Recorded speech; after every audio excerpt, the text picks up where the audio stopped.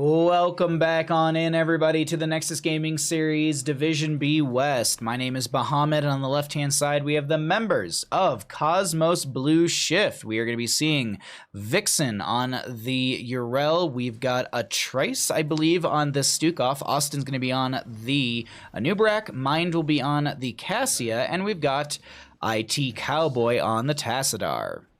For the right-hand side, we've got the members of LaCroix Boys. Walter White is going to be throwing a pizza on the Tychus. We've got Nullius, will be on the May. Oni's going to be on the Brightwing. Haramba 2016 is going to be on the Varian. And I believe that's Striker on the Vala. We're checking out those level 1s and getting into mid lane as Yrel has already moved into top lane. Just going to go ahead and chill up here. Not worried about the mid lane engagement. Not worried about really doing much more than soaking out for this first little bit here. Cassie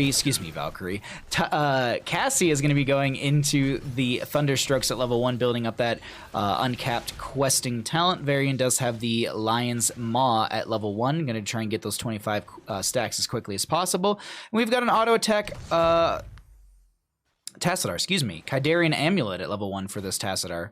Okay, so we'll see them building up those auto attack stacks as the game does progress. Yrel, hanging out in top lane, does see that there are a few enemy members up here, so just going to kind of hang out in the bush. There was, the vision just died off immediately as I was going to go show it, but in bottom lane, it is going to be that Tassadar with the floating Cassia. I'd expect her to break off and grab camps at this time, making sure that there's going to be pressure off in the lanes, as Vala is going to be doing exactly that. Realistically, since this objective phase is down here, I actually kind of like this being grabbed first for the side of LaCroix Boys, because that means that they can grab on the side of LaCroix Boys this Bruiser camp next and push that into mid lane, whereas I actually like this from the opposing side. Cosmos Blue Shift is going to grab their Bruiser camp first, so that way that they get the Siege Giant second, and those go into the top lane during the first objective phase. I actually really like the playstyle from both of these sides when it comes to camp priorities and camp playstyle. This is kind of a standard in the playstyle of this map, but it's just one of those things that I wanted to kind of explain, or at least go a little bit more detailed into. The alias, I think is how I say that. Thank you so much for the Twitch Prime. I'll resend your alert when we get out of game. Thank you for supporting stream, my friend. Hey, it's me. It's you. Early Baja. Good morning, Harkin. Good morning. Yeah, I have a bunch of meetings in the afternoon for esports stuff, so I was like, all right, like I've got to do some content stuff around CCL, and then I've got a CCL meeting. So, good blind, good dive. Austin gonna try and find the damage into Striker, but it's not enough. So I decided, yeah, we're gonna cast a bunch of games this morning. I'm probably gonna dip out of here at like 11:30 or something like that for my meeting, and then I've got a bunch of afternoon stuff, and then I'll be back tomorrow. Tomorrow's gonna be long stream. Tomorrow we'll probably do like some Hades and a lot of HOTS casting, probably, knowing myself. A lot of HOTS casting. Snowball to chase into this, or I guess, excuse me, Snowblind. Ooh, this is a lot of damage into this Cassia, but as long as she's going to auto-attack her way backwards, she has that avoidance up. Unfortunately, no, she's not going to be able to have enough avoidance to avoid the death, and that will be first blood over to the side of LaCroix Boys, who are going to have Harambe going for the channel onto this, and first curse point goes over to the side of our red team. A herd of Wookiees. Hey there. It's a good name. Hope you're having a wonderful morning. I am having a pretty good time. Having a pretty good time. Oh, you're all watching the game together? Oh, wonderful. Well, I hope I didn't murder any of your names too bad. And I hope you're enjoying the game, my friend. 6 up on both sides. We will see our 7 talent tiers in just a second, as well as our next objective phase, which will be in the bottom left of our map. A little more advantageous, or a little bit in a better position for the side of our blue team. Cosmos Blue Shift maybe looking to try and step in through this mid lane. Lurking Arm from Stukov was a little bit of a setup, but it didn't seem like there was enough dive or burst available to actually find the kill just now in that lane. Speaking of lanes, we want to look at the top lane, check out the solo laners right now, Tychus versus the Yrel. Seems to be going over fairly well for said Yrel. She did go into Dauntless level 1, so against the Tychus, that will help out with his potential percent-based damage, as well as, well, he's a lot of auto attacks, so you can mitigate 35% of that. Yeah, physical armor, sorry. There was a question like a week or so ago, and someone was like, is it physical or in spell? And I'm like, I think it's just physical. Yeah, it is just physical. Yrel does rotate down here, but isn't going to be able to set up anything with the Avenging Wrath or the Righteous Hammer. Ooh, Cassia's ready to use Avoidance. Let's go ahead and turn that off really quickly. The reason we can see that is probably because it's the replay specifically from the Cassia player. That's usually the reason, or it's just because it's from the blue team. I think it's actually the latter of those statements.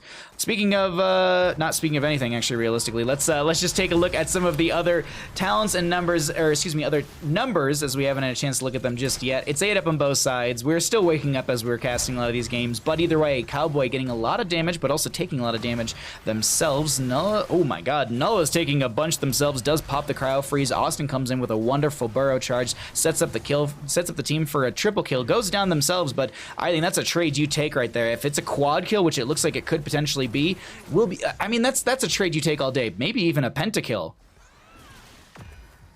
One more Lightning Fury. Oh, nice vault from Striker. Here's the thing, though. You just got a quad kill. You got Curse from the enemy side. No boss, but you did also push yourself up a little further in that experience department through those heroic kills. Well played from the side of Cosmos Blue Shift, right? Cosmos Blue Shift. When I was skimming all the team names for the next game to grab, I saw this one as I was skimming it, and I thought it was CMOS, because my brain immediately went to that. There's a button on the back of your computer sometimes for your motherboard to reset BIOS stuff. It's a good time. It's a good time. Yeah, flashing motherboards, I never want to do that ever again. That was not fun. Building PCs nowadays are just, it's such a pain in the ass. You know, like pre-flash the new motherboard with a different BIOS because the company had put out a better BIOS after you bought it. God. These companies, and they're updating their hardware and firmware. How dare they? 10's up on both sides. We actually see Sacred Ground from the Yrel. Going to be able to provide themselves some armor, and into the late game at level 20, that's going to be a really cool talent for sustainability instead armor. As the objective goes over to the side of the Cosmos Blue Shift. This fight is absolutely insane. You can see the Sacred Ground little circle on the ground, and that's 50 physical armor against a Tychus. I think that is very much well worth it. That's a great force wall. Cowboy does go down, but there's a counter kill into said Tychus. Ooh, Stukov almost goes down to the Draken Laser Drill. In the end, it's a 1 for 3. These trades ever being in favor of the side of Cosmos Blue Shift. We'll see if LaCroix boys can pick it up for this next objective. It is going to be in the bottom right of the map, kind of in favor of our red team, as they do have the potential to cycle and grab their well. But the zoning that could come through from this little pathway right here is difficult, so there might be a forced into the long rotation through the observation camp. Or I guess observation point. Better way to say that. Flashing anything is a nightmare? Yeah.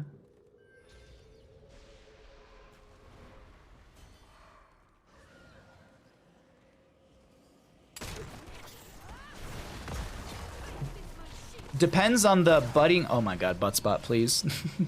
I know Harkin's. All right, we do have the Sacred Ground on the ground. We do also have the Ice Wall out from the Mei. Colossal Smash comes out from Harambe, who gets silenced, shredded, and goes down. Oni gonna go down as well. That's a double kill so far for the side of Cosmos Blue Shift. Nulla is gonna try and back their way out of this.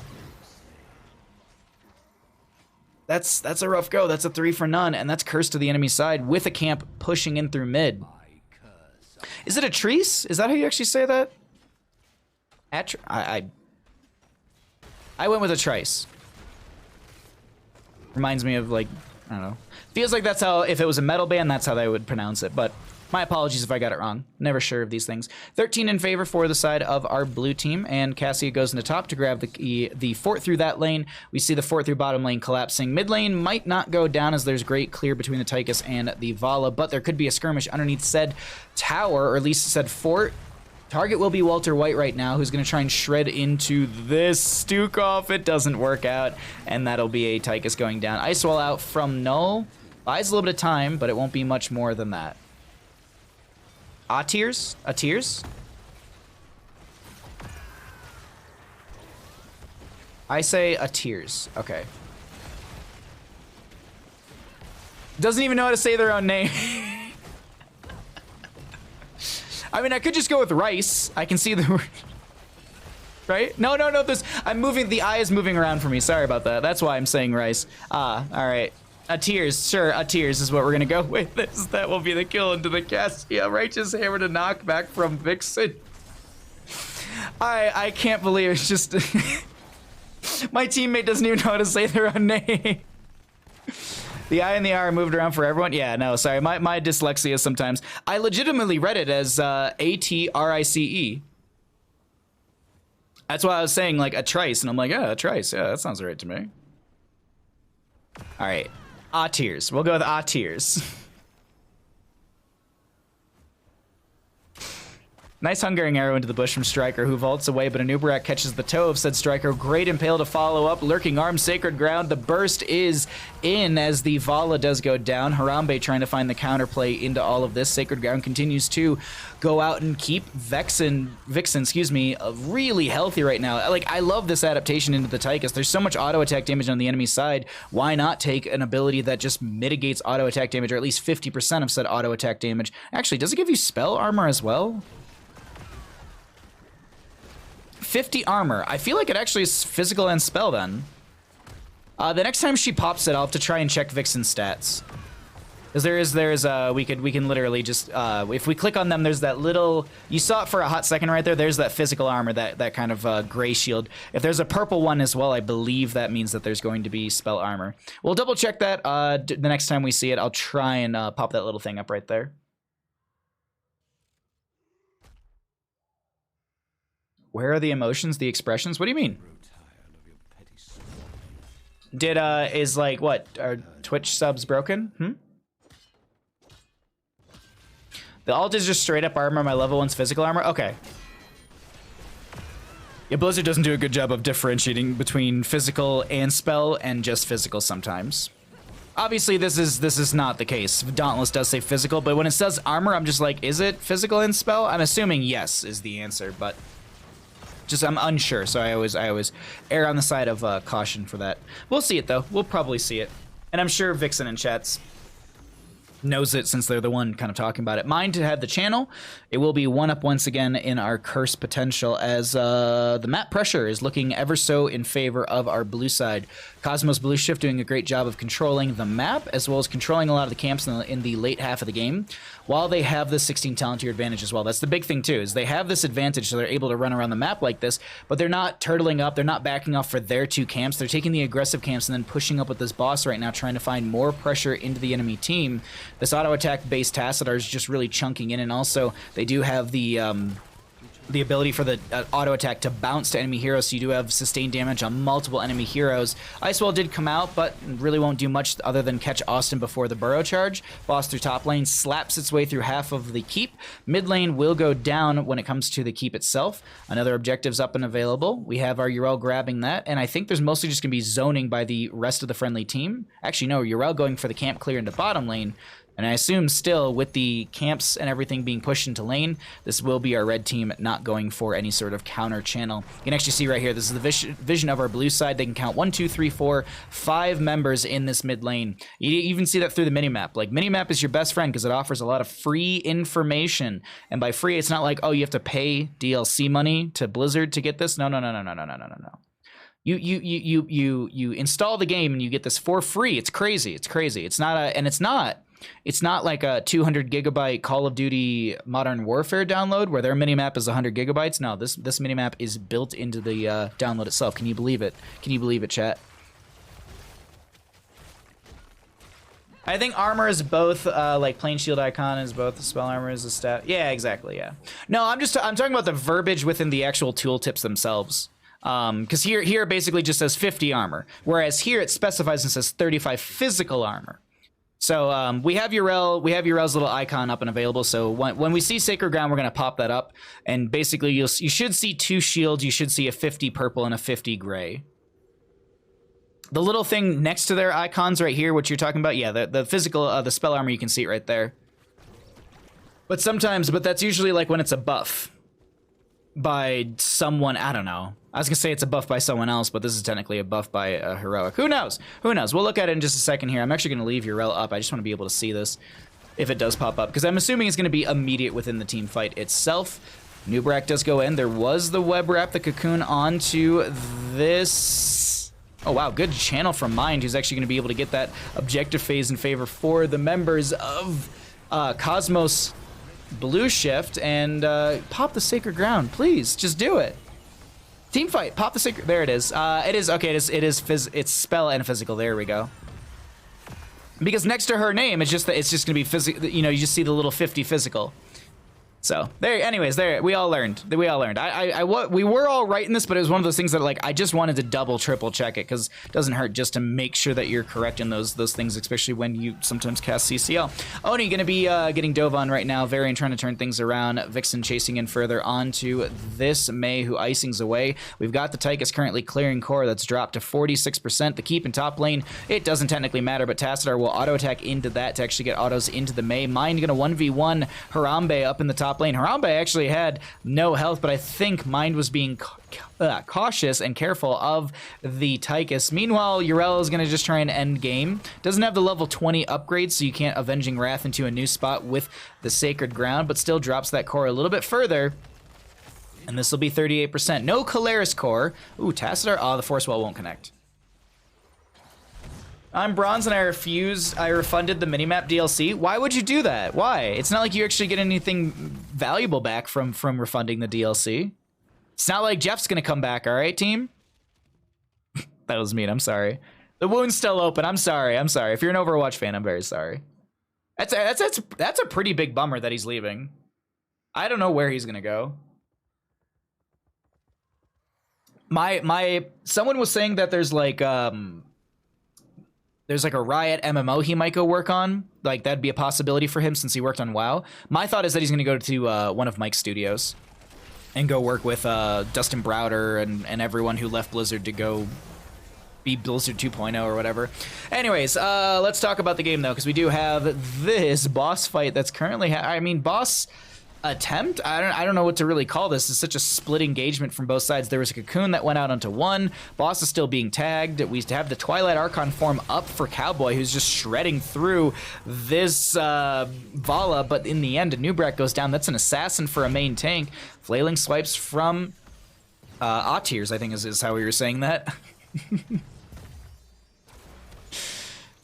I love casting because it's just pronunciation things are always fun. Oni just doing a great job of getting away of this Tassadar, but here's the thing, Tassadar's got Twilight Archon form, so this is actually his best spot to be in right now, just auto attacking into something. Meanwhile, Mind is done with the game. Mind wants to go end the game, pops the ball lightning, has the infinite, so they can just sit here on top of the Mei. Actually, does the Cryo Freeze mitigate that? It looks like it does, or maybe... No, Mind was really close. I don't think it should have. But either way, in the end, Atirs is going to have the last auto into the core, and that will be game over to the side of Cosmos Blue Shift. GG, well played. Gotta hit the right buttons.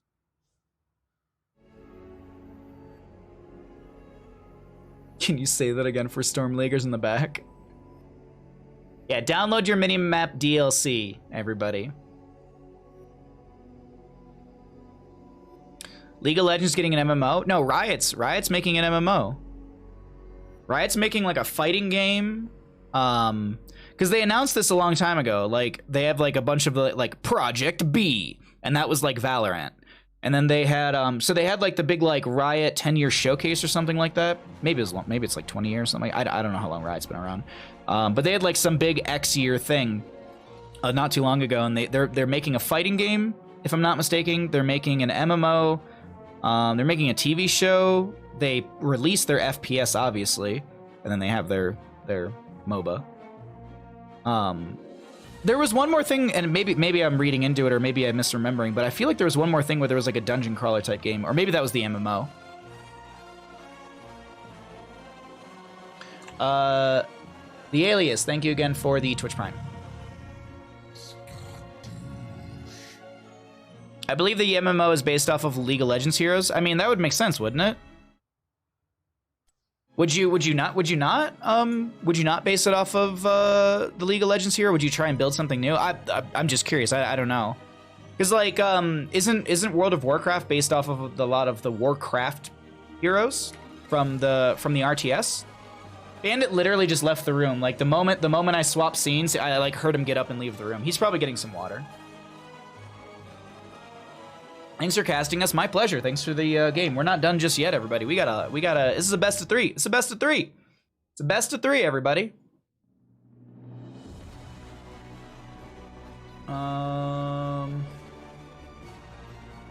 I was wondering the same thing, Baja, but I think the ball lightning ran out of charges at the same time. Hard to tell. But here's the thing. It was infinite ball lightning, though, Coors. It shouldn't have run out of charges. That's the thing.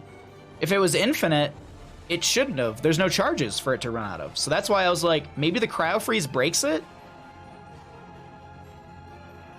I feel like cryo freeze breaks it. Aren't League of Legends heroes Blizzard knockoffs? League of Legends heroes are knockoffs of Dota's, which are knockoffs of Warcraft 3. Because essentially it goes, Dota used to be a Warcraft 3 mod, and then Blizzard was dumb and goes, oh, we don't need to make a MOBA. So then they sold the rights to Dota to Valve, and then Valve created Dota, which is based off of Warcraft 3 heroes. Keeper of the Grove, that's just Malfurion. There's a Sylvanas basically looking character. There's a Lunara looking character. There's not all one-to-ones, but there's a lot of those kind of things. There's a literal Wisp character. There's the IO or whatever for Dota. So Valve had Dota, and then I believe League of Legends came out after Dota. I don't know when here, let's look this up. League of Legends release dates. Because I feel like Dota 2 came out at some point, October 27th, 2009, the year I graduated from high school. And then when did Dota 2 I feel like came out when I was in college. Dota 2, oops. Oh, can I, hello? Dota 2 came out in 2003, yeah, that sounds right, yeah. So League of Legends MMO, or excuse me, League of Legends official MOBA was out longer, but the Dota in Warcraft 3 has been out for, God, I don't know how long. That one's been out forever.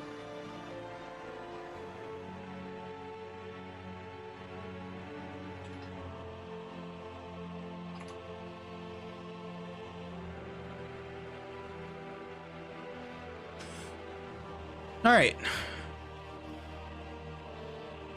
They're gonna get your out. I did, you know what? A herd of Wookiees, I did see that. There's a Jane in Dota, exactly, yeah. They just all have different names. She's like Crystal Mage. I think she's just Crystal Mage. I played the Underlords for a little bit, so I did kind of learn a lot of the names, and I'm like, that's just that hero. So, yeah.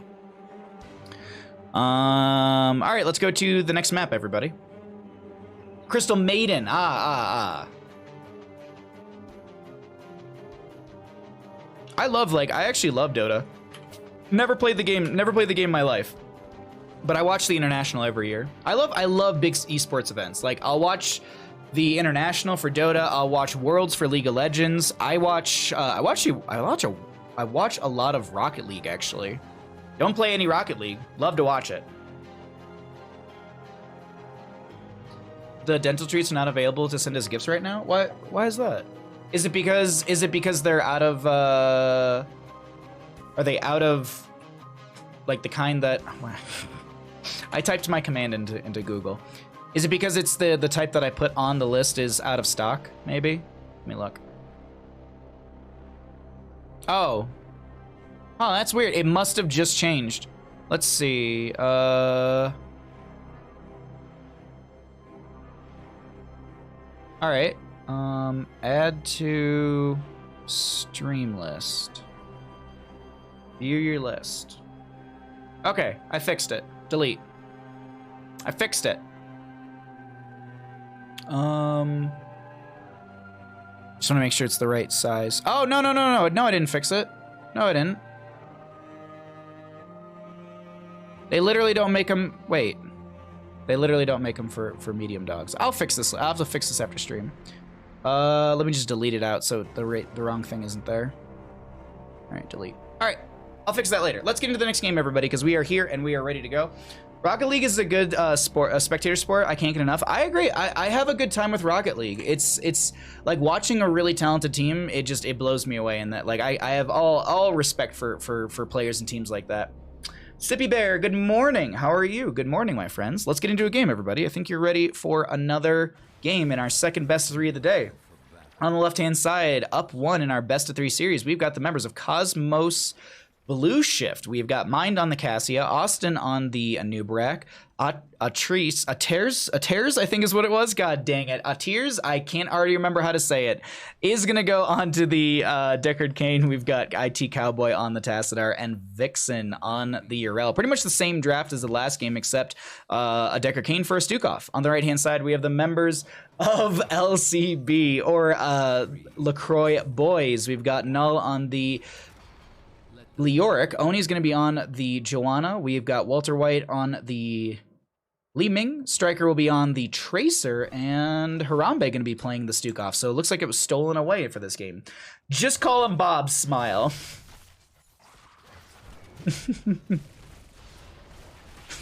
Like, here's the issue. They told me how to say it, and I like we're like 14 minutes later, I've already forgotten how to say it. So we're gonna go with Deckard Cain. I think the medium ones are just out of stock with Amazon's. Third-party sellers won't gift it. Okay. Yeah, no, like, it doesn't have to be Whimsies. That's just I could just look I could probably look at Greenies. I just usually like the Whimsies because they come in different shapes. I don't think the Greenies come in different shapes. I think they all just look like toothbrushes. That's literally the only difference of why I buy one brand over the other. It's dental treats. Dental treats are all good. All right, let's get into the game. And I'll fix that after stream today, because I know you all want to be able to give the good boy treats and such.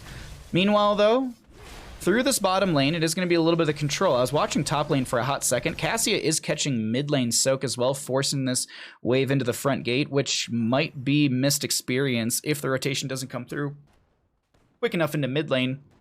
Some missed experience, not much, though.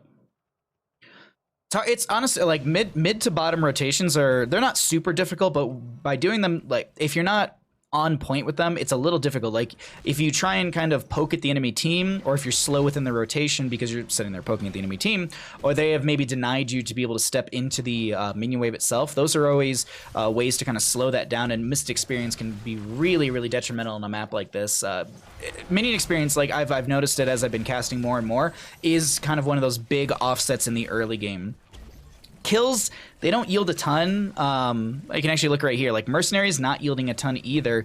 It's like 90 experience for the Sapper camp through bottom lane. Granted, things scale obviously throughout the game, so we're looking at a 2-minute camp for the right-hand side as well, so we can actually see the little difference in that. Is there's a Pulse Bomb. I think it went on to one of the Beetles from Anub'arak. Harambe getting the channel, and there you go. You can see it's going to be, oh, it's still 90 experience, but look at this minion experience and minion deficit right now. I know we've still got some rotations to have between these lanes, but you can see really that's the big chunk of our experience in the early game. And I harp on these things, but I feel like that's one of those undervalued concepts in Heroes of the Storm. A lot of people look at it and go, oh, we just have to make rotations. We just have to make rotations. Like, yes, you do, but like understanding where your experience is coming in within those rotations is big, because rotations to camps is one thing, rotations to minion waves is another.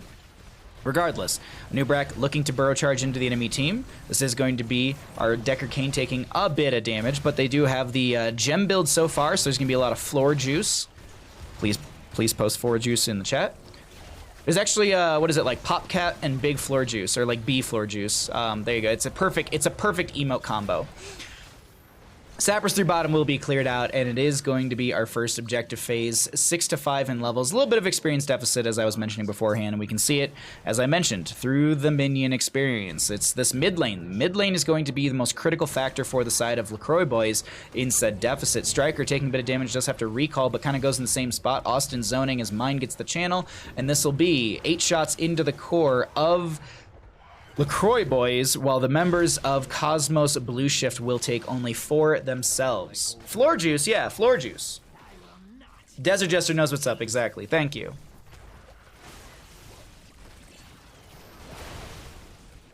They banned our Stukov. Or no, they stole it, yes. Wait, a herd of Wookiees. Are you playing the Deckard Cain? Is that it? Can I just call you a herd of Wookiees? Is that it? Floor juice was one of those things I said in CCL, and Grubby said gross, and I was like, you're the one making it weird. Wookiees? All right, then I'm just going to go with Wookiees. That's going to be easier for me, if they don't mind. Mind, actually, going to be fine right there. I thought they were going to get bursted down by Walter White, but the combo missed, and Mind is actually looking to turn things around. Ooh, the blink back with Calamity actually going to be a bit of a overextension or over-aggression. Great force wall coming out from Cowboy, and that will be the kill onto this Johanna. Triple kill in the end. Really well played, as the altar phase will be double in the top portion of the map. Whatever you want, I appreciate that. Thank you so much. Makes my life a lot easier. Makes my life so much easier, because I don't know why. Like, I don't know what it is. Like, I look at your name and I'm just like, my brain's just like, good luck, bud. I'm shutting off. I don't know if you all have that, but like, it's just, there's just, not days, but there's just certain things where my brain's like, you're on your own, bud. Double altar phase to come up in the top portion of the map. 10 talent tiers right around the corner in favor for the side of Cosmos Blue Shift, and we're gonna go ahead and look at some of the other numbers as we have that 10 talent tier coming through at the top of our screen. We're gonna go to full zoom out as well, because I want to be able to see. Well, I want to see the channel difference, but it's actually going to be Yrel on the left, Leoric on the right, and Austin and friends will be battling out against Oni and team, looking for maybe some sort of team fight as the Pustule's going to be spread around. Ooh, Nubrek gets it with the shield glare, does go down. Great pickup for the side of LaCroix boys, trying to breathe some life into the series. This is Wookiee being chased by Striker, and I don't know if you get away from this Tracer. Sorry, I didn't even look at her pulse bomb. She actually didn't have that up and available, so I guess, yeah, no, that's going to be a Deckard Cain who's going to be just fine. I was expecting him to really be caught out of, not caught out of position, but just caught in the chase. You've considered changing it? I mean, if you change it to a herd of Wookiees, which I think is probably too long for Heroes of the Storm, I would think that's adorable. I would think that's a great name, competitively. I would love to be able to scream out, "Herd of Wookiees just got a triple kill." I mean, that sounds so good, especially if you're a healer too. And you're fighting a triple kill. Austin gonna dive out underneath their tower to try and push back the enemy team and continue their control of this bottom lane through said bell tower, but there's only a little bit of HP left onto this thing. Li Ming throws out a Disintegrate onto some slowed heroes. Anub'arak will interrupt that with an Impale, but look at this Anub'arak being shredded. Speaking of shredding, that's Oni taking a lot of damage from Mine, coming with the Fend right there. Striker low on this Tracer. Sappers trying to be fed over the wall. Impale comes through. There's a force wall from Tassadar. Sappers are close to going through. A black hole comes out to force back the enemy team. Li Ming doesn't look like they're going to be able to defend this, and I actually did not see how many Sappers went over. Did all three go over? I didn't look quick enough.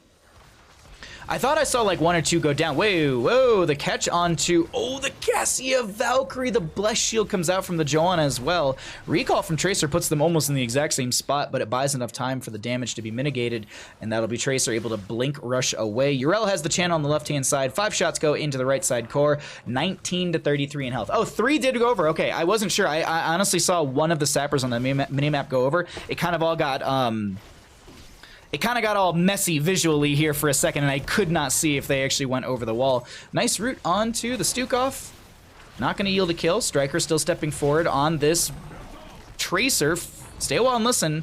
We'll put a few members to sleep. Unfortunately, Cowboy with the level 1 Kydarian Amulet, since it does bounce to enemy heroes, will kind of wake everyone up from that. And Tomb out from this Leoric, catching one, but actually the Tracer ends up going down. It's going to be a double kill for the side of Cosmos Blue Shift. Excuse me. A School of Jawa. That actually might work. A School of Jawa. How many characters are you allowed to get? I feel like that's enough. I feel like you're just in there. A herd of Wookiee playing TLV. So plural. Oh, actually, a herd of Wookiee playing TLV would actually be very good. I would love to see that.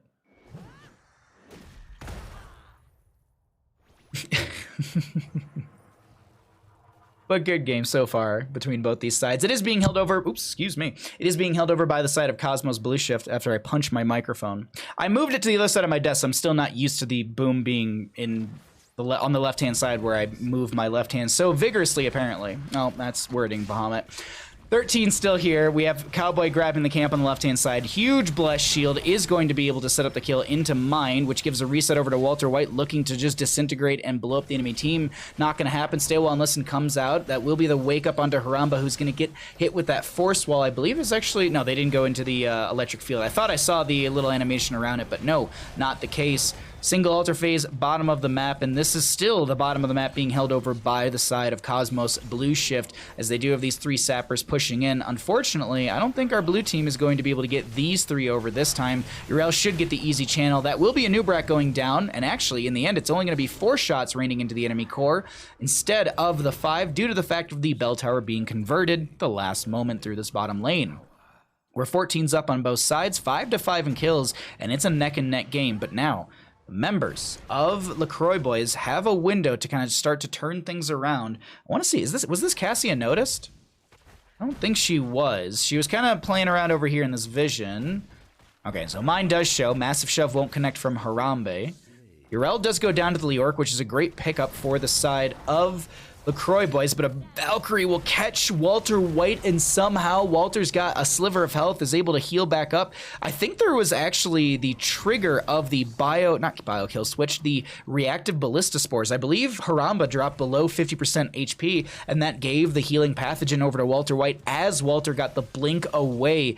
Really just pixel perfect moments coming out from the side of LaCroix Boys in that engagement. They're able to steal away the camp, put some pressure into the enemy team, and find some counter kills, allowing them to push out the waves and also get set up for this next objective phase to potentially get some shots into the enemy core. It's 33-15 in core health, but that doesn't really mean it's going to be anyone's game, like set and match sort of deal. It's Towers of Doom. I always harp on this. It's anybody's game on a map like this because of just how quickly things can turn, especially now that we have 16 talent tier advantage over to the side of our red team. Austin maybe getting caught out of position. I think they were slowed by the Stukov. No, I think they actually didn't get hit by the weighted pustule. I saw the status effect next to them, but I think it might have been something else. Yeah.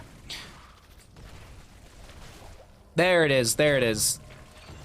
They have their arm, because I was wondering, I was like, what was that -15 next to Austin's name? It's going to be from the melee of the Tracer right there, as Cowboy gets caught in this entomb. Null has one of the best entombs I've seen in a very long time, and the burst is out as well. Yrel grabs the channel on the left-hand side, and since they weren't here for the engagement, a triple kill goes over to the side once again of LaCroix Boys. Walter White going for the channel, should be interrupted. Leoric might have a bit of a harder time against Yrel. Tracer considering to come up here. I think they did show in the rotation, so actually goes back into the lane. Yrel actually still just soaking up in top. This will be Leoric for the free channel. So 8 shots into the enemy core. The members of LaCroix Boys taking 4 themselves. 25-11 in core health. It's still anyone's game. Greetings from Uruguay. Greetings. I don't understand English. I just wanted to say the build the Tracer's using is ugly.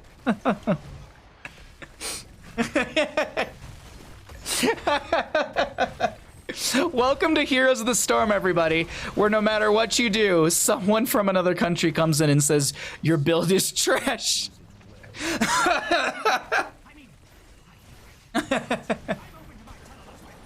Good morning, what a pal. I'm sorry, that got me so... It's like the time someone was like, I got raided by Hazuabs, and after the game, because I got raided mid-game by Hazuabs when I was casting, and I get back to after the score screen, and someone just goes, you're a lot less blonde and more bald than I expected. I'm just like, what? It's just, okay, cool. Good message. Anyways, the team fight continues through the bottom lane. I can't. Okay. Cassia tries to fend in onto this Johanna. Doesn't work out too well, at least to yield a kill. We currently have Walter White dumping in some damage. Our Leoric is going to come in looking for another big entomb for the friendly team. Might actually find it into 2. Manages actually to do so exactly onto Cowboy, who does get picked off. Massive stay well and listen. A Valkyrie pulls in the Stukov. Massive shove onto mine. Disengages that engagement, or that entomb fight for a second as Wookiee goes down from the disintegrate. Nice impale from Austin actually stops the disintegrate from happening into the Yrel, and Vixen's able to back off right there. Tracer chasing into the death zone, but the Nubrak armor will be enough to mitigate the pulse bomb value. Yrel gonna try and sneak this channel, but it's not gonna work out for them. Does pop the Dauntless there. You can see that -15 from the Tracer. Trash build, absolutely. Such a bad build. Kappa. Confirmed not blonde, yeah. Yeah, definitely not blonde. I would say probably maybe 50% more ginger than that. Maybe. 4 shots, actually 5 shots actually did go in, so it is going to be 15 to 11 in core health. I keep saying this, it's anyone's game on Towers of Doom. Like, that's why I love this map. There's so much comeback potential. Striker being split from the friendly team, but it doesn't matter. They play this aggressive, blinking into the enemy team, recalling back, and just buying a little bit of time for that force wall to expire so the friendly side can engage once again. You did see the Blessed Shield from the Johanna not connecting, but it was more or less a defensive tool in case the enemy side tries to collapse on this Tracer.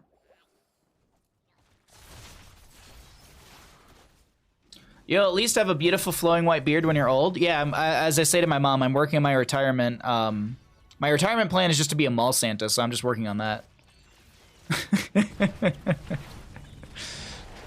Honest to God, though, I've said this before on stream. I have actually met a full-time mall Santa. He was telling me that he works like 4 months out of the year.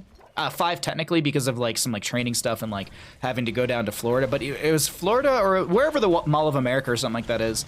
One of those gigantic malls, might just be in Florida in general where he was working. But he was telling me, he's like, yeah, I work like, technically like I work 3 full months. There's like 5-ish months of like training and traveling and blah, blah, blah to get to the place and everything. He's like, but after those months, I just go and tour around the US in my RV. And I'm like, damn. It's really cool. It's actually really cool. Anyways. I would end up just being a mall Santa who then just comes home and talks about video games. That's the plan for me forever, is just talk about video games. Great Stay a While and Listen coming out from Decker Kane. Oni gonna get caught by the Valkyrie, but it actually won't yield a kill since there is the Indestructible on this Johanna. Entomb comes out from Leoric with the Buried Alive value from the level 20. Striker is gonna try and get out into that death zone to find the kill into Austin as a single altar phase is up and available. We do see Decker Kane has 29 HP. Null goes for the channel. I think Yrel might have one interrupt over the wall. If they're not, no, they're not here in time. Yrel doesn't jump over the wall, so it is going to be 5 more shots into the enemy core. It is 10 to 11 in core HP. Tassadar getting hit with a massive pulse bomb. Condemned from the Johanna pulls them in. Tracer goes in for the auto attack. It's not enough. The Black Hole forcing them back. Does still catch the Tracer. Does Black Hole deal initial damage? Apparently, yeah. Touching the center deals 654. I saw Tracer take a chunk of damage really quickly. Blue team just needs to not fire and give everything till 20. Or not die. Ah, got you. Hey, how's you doing, Epic? Good to see you. Mall of America's in Minnesota? Ah, so then it's one of those giant Florida malls or something. I don't know. He mentioned Florida. Apparently there's like a big deal in Florida for like Santa Clauses or something like that. Or maybe he did say Mall of America and I'm just for some reason putting him in Florida. I don't know. I'm probably more correct on the latter. He probably was in Minnesota and I'm just forgetting exactly where it is. Oh, what a pal, thank you. I've got to eat more cookies. I mean, look, I'm going to stay in shape now, and then I'm going to get all jolly. Like, when I hit 40, I'm just going to get all jolly. So I got 10 years to stay in shape still. 20 talent here right around the corner, but this game is feeling a little, it feels a little rough on the side of Cosmos Blue Shift due to the fact of just the forced turtling consistently. They're just not able to step out since they've had a talent tier disadvantage for quite some time. Nubrak, though, with the 20 talent here, does go in. There's a Buried Alive, a Stay a While and Listen. There is also, I think, no, it's actually perfect gems for the Decker Kane, so they have that cooldown reduction, as it also will be the upgrade on the Sacred Ground at level 20 to just get the movability, I guess you could say, with said Sacred Ground. So once you Avenging Wrath, you move the position of said Sacred Ground to keep it up, but the Li Ming finds a combo into Mind. Double altar phase is up and available, and if this bottom lane bell tower stays in favor for the side of LaCroix Boys, they will be able to take this game. Leoric going for the channel already. Li Ming trying to force the enemy team back with Disintegrate. Vixen still inside of this, but there's a Blessed Shield, I think there was a Blessed, no, not even a Blessed Shield. There was just a stun out onto one of the enemy players. Might have been a virulent reaction from that level 13 of the Stukov. Oni so very low, doesn't go down from the Tassadar's Shock Ray, but look at this. The Leoric has the last channel, and that's going to be game number 2 over to the side of LaCroix Boys. We even things up, and we go to a game number 3. GG, well played.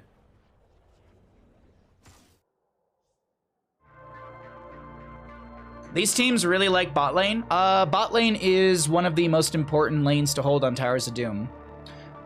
Toki B, thank you for the follow during the game. Ordinary Bummer, thank you for the follow during that game.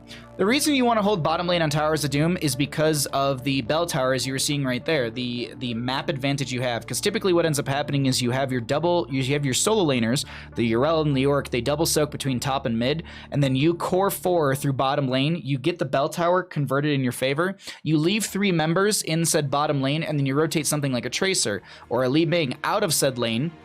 So you still have the Joanna Stukov and maybe Tracer or Li Ming, whichever one isn't going for the camp.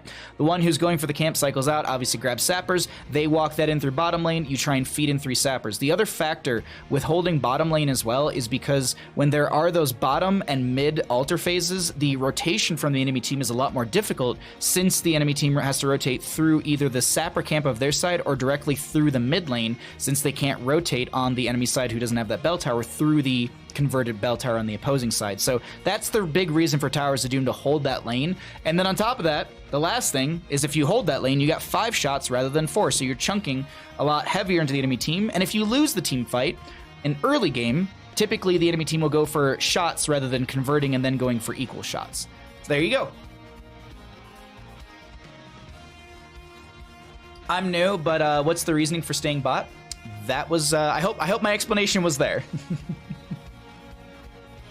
I hope my explanation was good. I usually go through it in the game, but I didn't this time for once.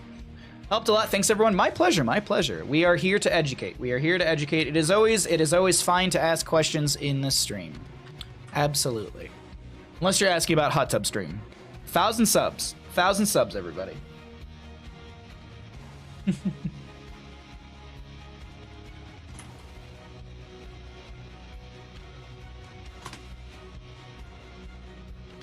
Okay.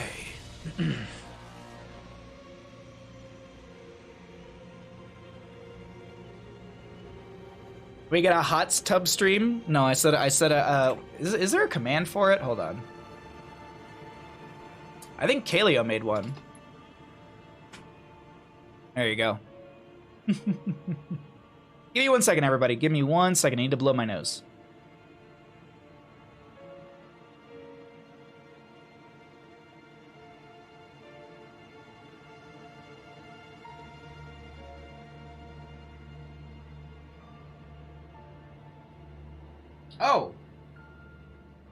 Oh. I just shoved my hand into I was putting the tissue into the garbage can. Apparently there's a bunch of wet paint still from our Baja Ross. Which, by the way, if you did not see the Baja Ross, I do have a command for it. ! Baja Ross will give you a link to a photo of the most recent one we did this past Sunday. We're only 687 subs away. You have a spare $5,000 lying around? Hey, I'm just saying. Another thing I want to ask then, do the hero metas change a lot between different maps? Yes and no. Like it's hard to answer that one because the other thing to consider too is the hero meta shifts between skill sets as well. So like a Grandmaster versus Grandmaster composition, they might look at Garden of Terror completely different than like a Bronze versus Bronze sort of competitive matchup. So it's hard to say, but I would say the one thing that does translate from map to map is that there are themes. So for example, Towers of Doom is a large map, so we often do see things like globals, like Dahaka, Falstad, Brightwing. Those are all really good heroes for a large map like that. You can play a lot more macro sense, meaning you're playing the map, the larger sense. Another map that plays in that same kind of way is Cursed Hollow. Cursed Hollow has a lot of macro advantages, but you also have the micro, which is your team fight, and you need to consider that as well. So while you do want to consider globals for larger maps like that, or macro-based maps, you also want to consider what is your team fight like. So you also then go, well, you know, Cassie is really powerful, Greymane could dive. It really depends on what you're building around those compositions. Let's say you go for Dahaka, and your intention is to utilize that Dahaka to brush talk into the flank position every single team fight on Towers of Doom. With that, you're going to want to dive in with the Dahaka to close that distance. So Diablo Diablo and Anub'arak might be a priority for you, or maybe even ETC, so that way that ETC, that Diablo, that Anub'arak can get in with the Dahaka, find some secondary CC from the Tongue Drag, and then you want to consider, all right, well, you have all this dive, do you want to dive in with a Greymane? So we're building a composition based off of what's the priority for the map, because you can also play these maps completely different. You can play it in a micro sense and just team fight and team fight and team fight, but you need to consider experience. So if you're going to go for this micro way, then you have to consider what's your macro. So that's usually when we have Lost Vikings or Abathur. So there's a lot of offset and choices to be made. But the meta, I would say, it's yes, there are rules to maps, you could say, or there are guidelines to the meta for a map, but it's not set in stone. It's not like, okay, you go to Towers of Doom, you play this, you play that, you play this. Like, no. I think Heroes is very expansive within their meta, and we've seen this throughout different divisions, different games, different organizations, different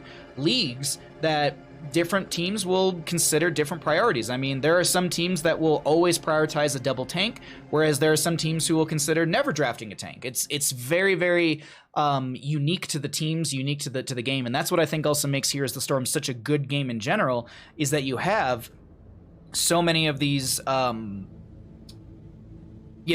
different play styles that don't really define the meta per se. The meta is just very free-flowing. There are peaks in the sense of, like, there are teams and not teams, excuse me.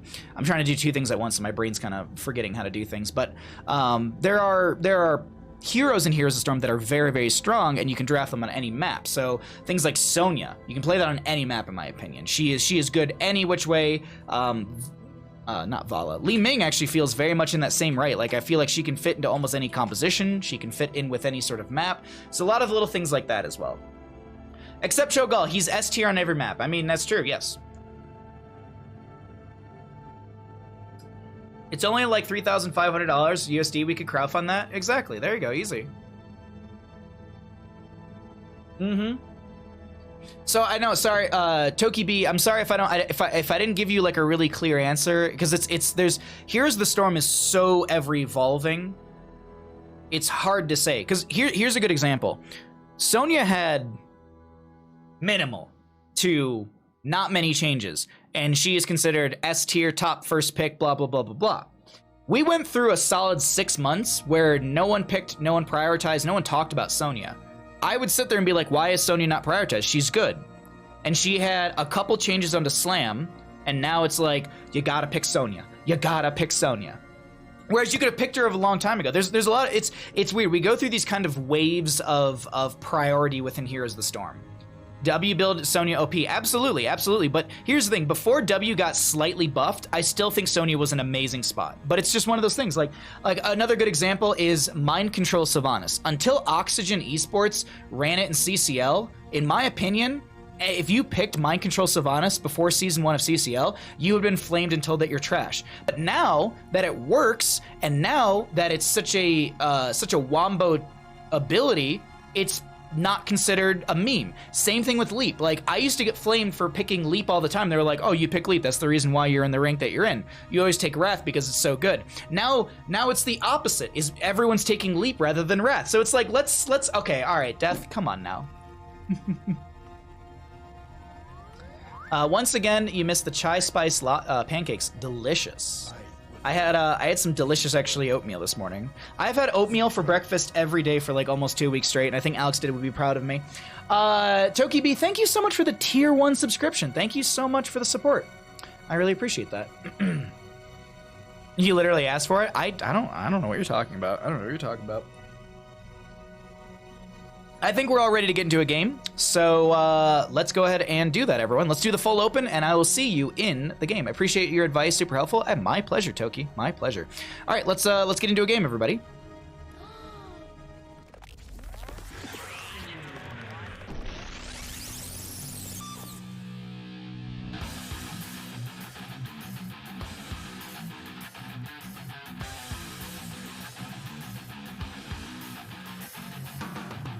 Leap was always good. Okay, get out of here.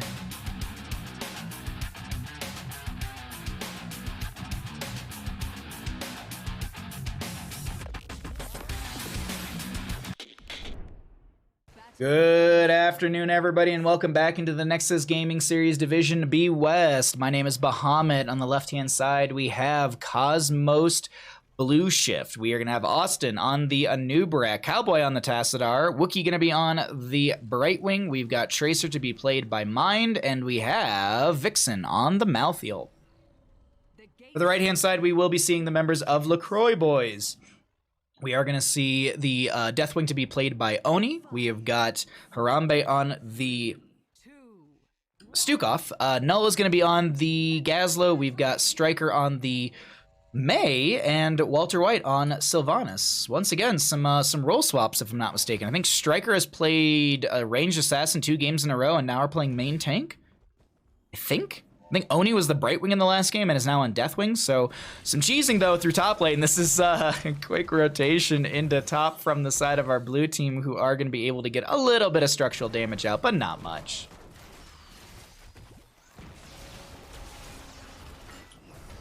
Oh, I thought I saw, like, it took me a second there. I was like, what is Deathwing doing? I was like, there's no way they can have Bellowing Roar. They were just swapping from I think, from Destroyer to Worldbreaker form. Because Worldbreaker has more ground damage things and Destroyer's more attack-based, if that makes sense. That's at least how I remember them. Worldbreaker can literally break the ground with the Lava Pool and the, I think it's Earth Shatter. And then the Destroyer form has the Onslaught, which is that jump forward, and then you also have the Incinerate, which is the Wing Flap, which has that AoE damage. It's honest to God, like, I've played a little bit, not a ton of Deathwing, but it's hard for me, like, to decide. I feel like you sit in one mode for the vast majority of the games. I feel like Deathwings, they're either in Worldbreaker or Destroyer form more often than not. I feel like it's far and few between where I see them, like, swapping consistently. I will say this, though, when you do land, you can choose between the two, and that's maybe where I'm not seeing that swap happen. Regardless, this is just going to be lane rotations as we are here into Garden of Terror, so grabbing camps, as well as just potentially diving onto a Gazlowe in top lane. Force Wall will lock them in. Austin, do you have any more CC? Not going to be the case. Nice shock ray out from Cowboys. They did go into the static charge at level 1 to be able to build up more damage from that one. Looking into the bottom lane, Tracer almost finding the kill into Striker, forcing back this May. And our first objective phase will be in the bottom right of the map. I always like to harp on this, but much like Towers of Doom, the objective phase, also like Cursed Hollow, the objective phase has global vision, and we can show what that means here in just a second. You will be able to see enemy heroes around the objective phase, but it's limited. It's very limited in the vision. You are able to, though, kind of count and see how many enemy members are around, but also see how said enemy members are playing into the objective phase, whether they're going for the pole channel or if they're going to clear out the entire camp and then channel the objective that way. Austin diving in to try and maybe catch Walter White, who was expected to step into Cowboy. It doesn't actually happen, and Austin gets chunked. Meanwhile, in the bottom lane, Deathwing does get picked off by Mind and Wookie on this Brightwing and Tracer. First blood over to the side of Cosmos Blue Shift with the camp. Camp's constantly coming on all lanes, realistically. We've got, looks like Siege Giants in mid lane for both sides. Austin taking the aggressive rotation. Does get the Burrow Charge over the wall. Has to heal up from the Brightwing, who doesn't look like they have phase shift. But here's what I'm talking about with the vision that's global. You can see this is Cowboy's vision, and you can have a little bit of that little circle right now. So you see Deathwing kind of stepping in here and there. And you can also see Gazlowe going for the channel. Vixen, though, stepping in as well. This is a bit of a split fight. Very low Tracer. Austin comes in with a Burrow Charge. Vixen 1v1ing Null on the right-hand side. Austin goes down. It's a Tracer and an Anub'arak for nothing so far. Vixen not even able to get the steal on the channel because Null was set up with some of those turrets on the Gazlowe. Looks like first seed goes over to the side of our red team, LaCroix Boys. Looking to take game number 3 here in our second best of 3 of the day. Great chase onto Vixen, who's able to dive around Harambe, steal a little bit of health, and they pretty much float away fine. Oh god, what's my chat? What is even my chat? Blessed Hollow Bacon, thank you for the follow a little bit ago right there. Thank you much. Appreciate the support, my friend. I hope you're all enjoying the games today. It's I never get to cast this early, so it's always a blast for you all when I get to do that. I was a little nervous. Like, I always get nervous about doing early morning streams just because it's not usually my block, so I'm never sure if I'm like, well, do people want to come and watch? Yes, it's Heroes of the Storm they want to watch. Trying to gank Malthael is like trying to nail Jello to the wall. It's a really good analogy, honestly.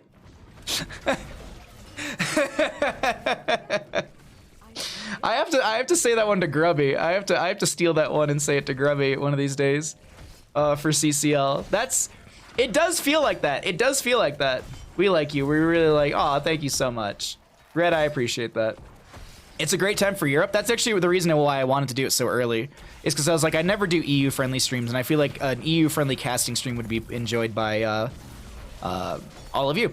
Also, by the way, we have EU-friendly stream on Friday. We are going to be doing viewer games all morning. I have a rehearsal for CCL that afternoon, but we're going to start early. I'm going to try and be on at like 7, 8 a.m. my time, and that way our European friends can join us for some viewer games. I also have a awesome bot set up, so that way you can do like, it'll literally just be like !join, and you just have to be in the in-game channel, and I have an organized list of who gets in, blah, blah, blah.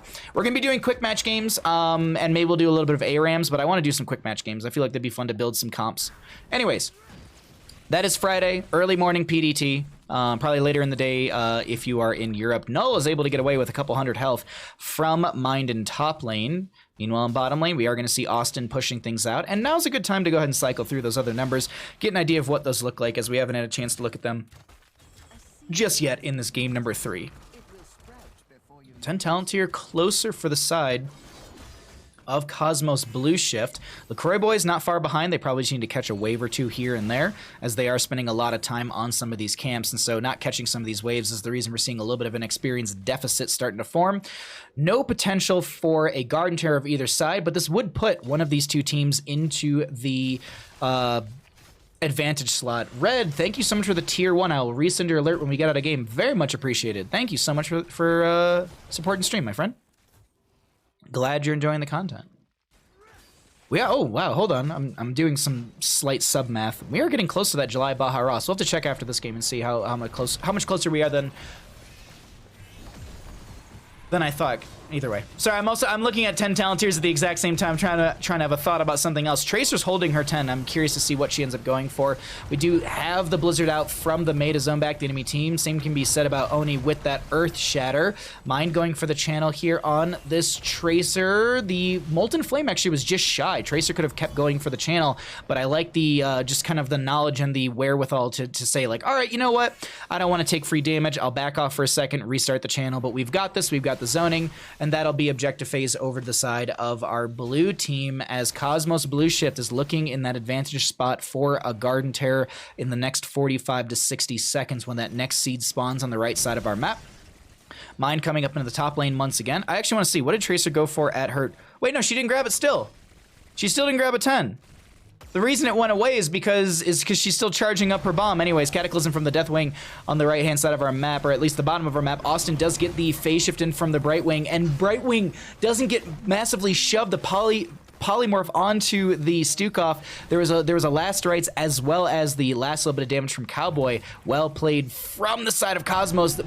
Bellowing Roar actually puts Tracer still right next to this Deathwing, and she is able to get that auto attack off immediately. Walter White gets chunked by the Pulse Bomb. She did go into Pulse Rounds, increase Pulse Bomb's range and charge rate from basic attacks against enemy heroes by 100%. I feel like we often see Quantum Spike, which I believe is like a bigger AoE and a slow off of it. I believe that's what the most common one is, but this this Pulse Rounds, still good. I honestly feel like it's like 1 out of the 3 is just not really that good. Like Quantum Spike and I feel like Pulse Rounds are the 2 options. There's a third one, isn't there, right? It's not bad by any means. It's just not as good as basically getting slows and a bigger AoE, as well as or maybe I'm combining stuff. Maybe I'm thinking of like Sticky or something like that. Isn't there Sticky Rounds? Sticky Bomb? I don't know. I have to double check on Tracer stuff. The other does 6% max health. Can we get an extreme zoom on the trip? Oh, I'm sorry about that.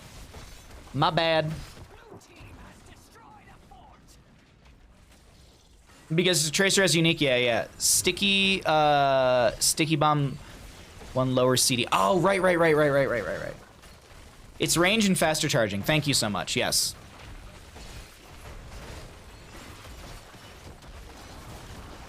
Well, that's Pulse Rounds. But there's one that I think is slows, and then there's, I don't know, we'll look at it after game anyways.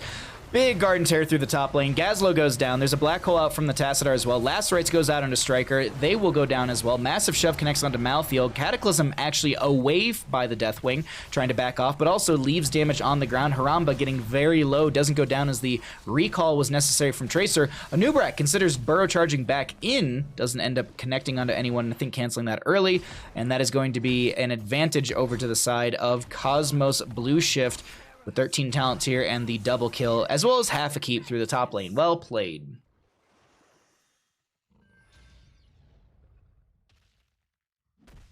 Bottom lane needs to be managed by the side of Cosmos Blue Shift, but they have the Siege Giant camp pushing in through mid. Excuse me, not Tychus. Stukov showing in the top lane. It's because there's infested Stukov and infested Tychus. Obviously, that's why. No, I have no idea. I don't know why. But this will be a back off from the side of Cosmos Blue Shift. The LaCroix boys not far behind per se. They've got a level to catch up here.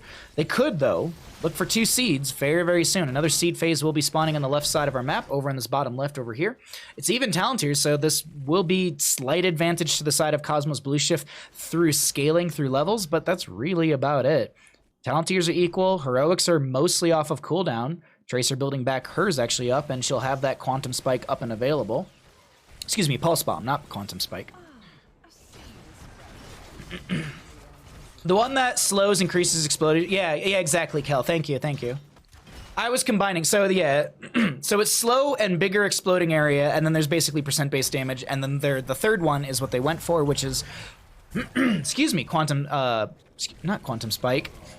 Pulse rounds, I don't know why, like Tracer Heroics have always been a difficult thing for me. Regardless, this will be a Web Wrapper. Cocoon onto Haramba. The May goes down first. The Black Hole did come out. Big Gravel Bomb out from Gazlo. Nulla's going to take a lot of damage from said Pulse Bomb. Ends up going down. Oni trying to get out of here with the Cataclysm. Gets chunked fairly hard. Actually doesn't even lose one of their shielding, so it's absolutely fine for this Deathwing. Haramba pops the weighted pustule, and it looks like another objective phase will go over to the side of our blue team. Tracer goes through mid to maybe take the well out. Isn't even necessary. We'll blink away so Walter White isn't able to hit them with the Haunting Wave. I like those little things right there. And look at this. I'm talking about this all the time. Look at Wookiee on this Brightwing is pulling the sappers away so Austin can get the channel. I harp on this all the time for Garden of Terror, and I want to continue to do so. You can do this in your own games. It speeds things up. It's very, very minuscule, but these minuscule things make big differences in these games. There's a chase onto the Deathwing. Bellowing Roar will force them back. Dear Lord. Vixen won't be able to throw a Lacerates onto a Deathwing. But the reason I wanted to bring this up is because, as I said, little things make big differences in Heroes of the Storm. So if you're able to pull the sappers by one hero and then have the other hero channel, you don't even have to kill the sappers. You can literally be, oh wait, hold on, Force Wall, that's a lot of damage, but the Burrow Charge doesn't connect. It actually goes onto Walter White. Huh, I was expecting Austin to throw and team to throw everything they can onto Striker. Striker is getting hit by a lot of those shock rays from Cowboy. In the end, it's just gonna be a lot of poke damage, no actual kills so far. That's all. That's my point in the end about these sappers around the objective phase. One can pull, one can get the channel, and you're able to get that done fairly quickly, and it slows down the opportunity for the enemy team to make a rotation and stop you. Black Hole comes out, great burrow charge. Striker going to get hit with Chain CC, the Wailing Arrow, to try and mitigate some of this damage, but it does not matter. Mind actually steps further forward into the enemy team, tries to throw the Pulse Bomb onto Walter White, but in the end, that will be a Lacerates from Vixen, who steps so far forward, gets the self-cleanse. Yeah, self-cleanse from Vixen, from that level 13 inevitable end, and Phase Shift comes in from the Brightwing. Meanwhile, in top lane, this is going to be Siege Giants collapsing onto this top lane keep, and there's a Deathwing and a Gazlo bottom lane. There's no defense. This top lane keep will go down in favor for Cosmos Blue Shift. Vixen gets the channel onto this, but does have to clear out the sappers. Here, it doesn't matter. Here, it honestly doesn't matter. That's the reason they're sending Vixen. They say on the side of Cosmos Blue Shift, one goes, you'll be able to grab that very quickly. Also, Malthael does have On a Pale Horse, so they have the increased movement speed mounted. They move at 150%. I believe that's the fastest in the game. At least, I mean, maybe Lunara's level 20, But that's also at level 20 in comparison to On a Pale Horse. Regardless, it's such a good town at level 1 to be able to maneuver around the map so quickly, because you're seeing right now Malthael moving at 150% on this horse. Well, Pale Horse. It's a very pale horse. Mount speed is typically 130 in the game. Dehaka can raise his to 140. Yrel can raise hers with her insta-mount, which I'm Divine Steed, but that has a decay on it. So does, I believe, Cassia. I think she has like an insta-mount, but it has a decay on it as well for the increased speed that it has. Regardless, Cocoon comes out onto the Sylvanas, who's going to try and Haunting Wave away, but you can't Haunting Wave if you're Chain CC'd, polymorphed, and dead. Continued pushing through the bottom lane in favor for the side of our blue team. As another seed spawns, Malthael does the same thing as last time. And here's the big thing that I harp on this map as well. The Garden Terrors spawn differently than the Web Weavers on Tomb of Spider Queen, in the sense of the Garden Terror will spawn up as far as your minion wave, whereas Web Weavers will spawn up as far as the enemy minion wave or enemy structure, so whichever's closest. For example, if this was Web Weaver, it'd be top lane. It would be right where this minion wave is for the enemy side, regardless of where theirs is. Bottom lane, we're actually seeing it fairly far forward as well, since this is a constant push. Oni taking a lot of damage. Lacerates is not applied because, well, it does still had 10 seconds on it. We do see the Garden Terror through the bottom lane and top lane collapsing onto this core. It's looking like the members of Cosmos Blue Shift will be able to take game number 3 and our second best of 3 of the day. Very well played. Cosmos Blue Shift from Division B West will take our second best of 3 in a 2-1 fashion. GG. Well played.